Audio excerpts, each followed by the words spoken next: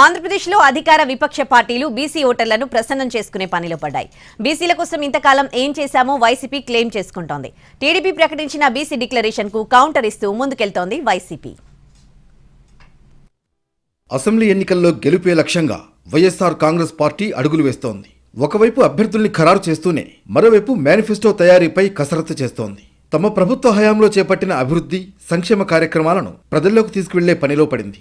ఇప్పటి వరకు వివిధ సామాజిక వర్గాలకు రాజకీయంగా ఇచ్చిన గుర్తింపును మరోసారి గుర్తు చేసే పని మొదలుపెట్టింది. పార్టీ కేంద్ర కార్యాలయంలో వివిధ సామాజిక వర్గాలకు చెందిన ప్రతినిధులతో ముఖ్య నేతలు భేటీ అవుతున్నారు.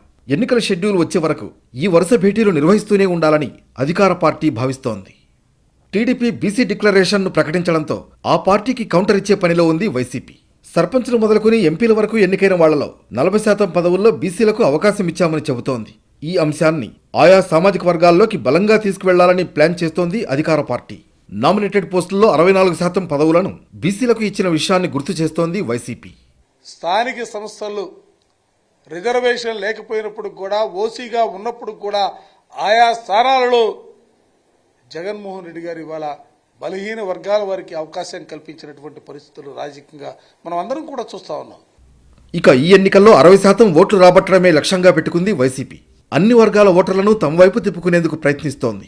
మరి వైసీపీ చేస్తున్న ప్రయత్నాలు ఎన్నికల్లో ఎలాంటి ఫలితాలను ఇస్తాయో వేచి చూడాల్సిందే.